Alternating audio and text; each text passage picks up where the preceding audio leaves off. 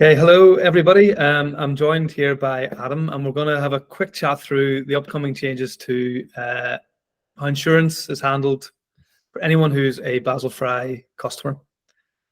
So we have an article online, which there'll be a link.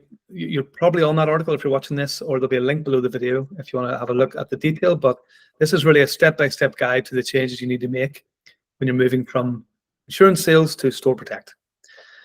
Okay, so this change is happening. There's also another change happening with the SSA where they're introducing StoreCheck. So this is all taken into account. So Basil Fry Adam's able to provide a contract if you're taking on StoreCheck or not. So talk to Basil Fry in one of the steps later about that.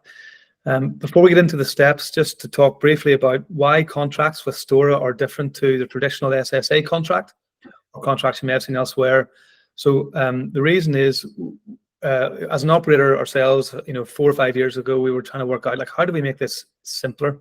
One of the downsides about the detailed contract I found early was that some of the details can change while the customer is there. So things like how much they're paying every month, what unit they're in, those sort of things can change. So I wanted to get rid of that admin and also filling it out. It's quite a time-consuming process at the start as well. So we started off with thinking, is there an easier way to do this? And we came up with, we explored it with Basil Fry and also Rennie a few years ago, and figured out, well, if we refer to all this information that's in the store assistant the customer has access to, then we think we can get to a contract that will be just as effective, but also hopefully solve some of these problems around just being time consuming. So that's what we've got to, and that's what we're going to go through now. That's what we have with Basil Fry, and we'll go through that now. Okay, so you're with Basil Fry and you're moving to StoreProtect. What do you need to do? Okay, so Adam, jump in here, but step one is get in touch with Adam or whoever your contact is at Basil Fry to renew your policy. Your contact at Basil Fry will also give you, if you tell them you're a Store customer, they will give you the new contract. So it's going to be a contract for you to use, and that there'll be options there. One option is with StoreCheck, the SSA feature. One is without it, depending on what you're going to do. So your Basil Fry contact will give you the contract. At that stage, also, if you ask them for the email content, which is later on in one of the steps, you're going to have to let your existing customers know that they're moving from insurance to StoreProtect. You need to email them with specific content, and your contact at Basil Fry will provide you with that email content as well. So far, so good, Adam? So far, so good. Yeah, just to give a bit of context about timing, ordinarily you do require a bit of lead time to get this worked out. So your account executives at Basil Fry & Company will be in contact with you well in advance if you're actually needing to make the change. Ultimately, the change should be tied to your renewal date of your customers' goods policy. So our guys will get in touch with you well in advance to make sure that everything's all sorted out and you're good to go in good time. Great. Yep.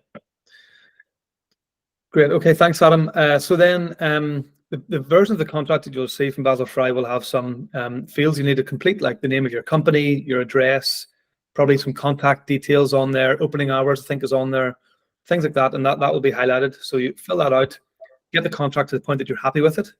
And once that's ready, then it's a matter of getting it uploaded to whatever system you're using for people to sign contracts. So if you're using SignNow, which lots of our customers are using, go to your SignNow account, create the new contract, and get it uploaded, and add the correct fields where they need to be put as well.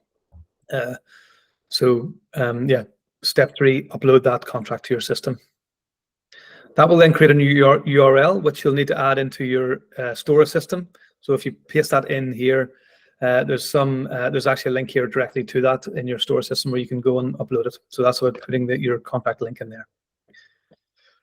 Step 4 is you're going to have to update your online wording so that for the checkout to make sure that everything is being done correctly. So this is what you may have at the moment, and we'll upload this. We'll update this to show you what it should be. But first of all, if you contact Store support to let us know that you're moving from insurance to StoreProtect with Basil Fry, we will make a change to your account, which will automatically change all the wording at the checkout. So for the tick box and any reference on the checkout page to insurance will change to StoreProtect. So that will take care of that. But there will be other areas on your website probably where you refer to insurance. You might have content on your homepage talking about insurance. That's up to you to go in and update and check, because that's wording that you've typed in yourself. Go in and just check your whole website and make sure you've changed anything that talks about insurance to protection. Now, if you have an insurance page, which you probably will have, that will automatically be updated to a protection page. But go and check the content on that page as well and make sure that is correct too. Okay, Adam, so far? Sounds good. Yeah, we've actually got a load of sample copy that you can use on websites, just on your normal sort of customer facing website, not necessarily as part of the checkout process. If you've got FAQs or a section that says, we can sell insurance and what have you, we've got some standard sort of template copy that you can use for that and amend it as you see fit. Great. Okay, so at step one, you could ask for that from their It's part of the pack, actually. Yeah, there's some appendices. We tend to give everything at the very beginning, so you can see context for the entire customer journey. So when we send you the regulatory update and StoreProtect introduction pack, that's what it's called, there are some appendices, and at the end it sort of shows some useful examples of the website content and FAQs that are mentioned. There's some customer sales scripts and a few other bits and pieces in there that will probably give the whole thing a bit of context and be helpful to read up front as well. Brilliant. Okay, that's great. And so that's also related to, it's important not just to change all the stuff on your website, but also train your staff, make sure your staff know that the wording now has changed, and that's, providing it verbally and anywhere else to customers. That's an important step here as well.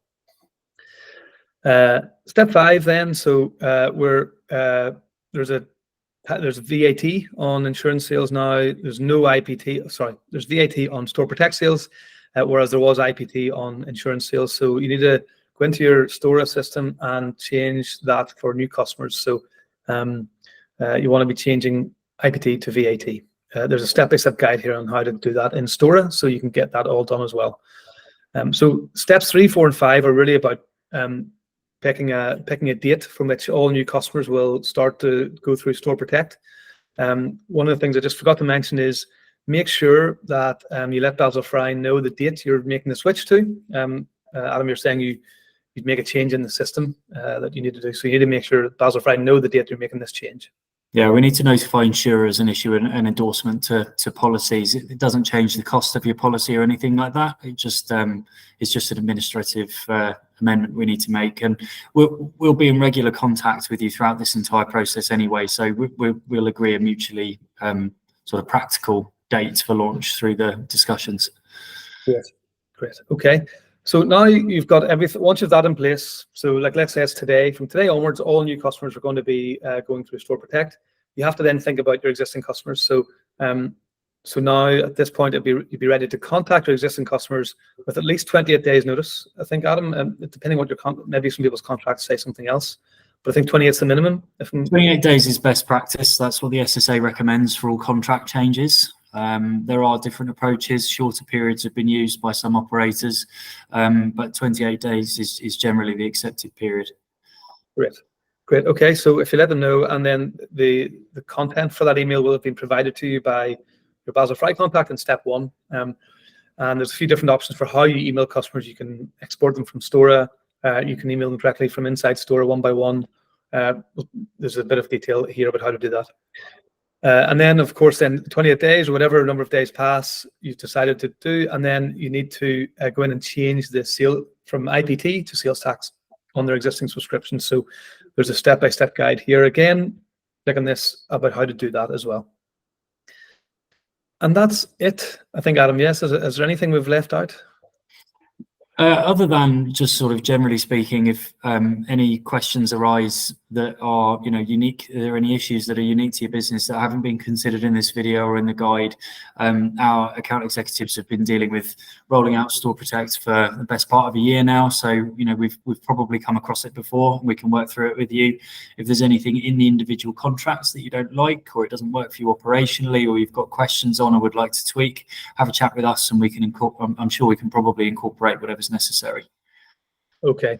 And if any of our customers, I think there might be a few of our customers who have made the change to StoreProtect, but potentially haven't had this new contract that we've worked together to create this, to make sure we've got a contract that works well with Store. So if they want that, they can just reach out to their Basil Fry contact and get that contract off them, and then they can upload that to the system. Absolutely. Yeah, we can work it out. Okay. Okay, Adam, thank you very much. That was really helpful. And yeah, if there's any questions, you can get in touch with me or Adam, and we'll help you get things moved across. Yeah. Thanks very much. Thanks.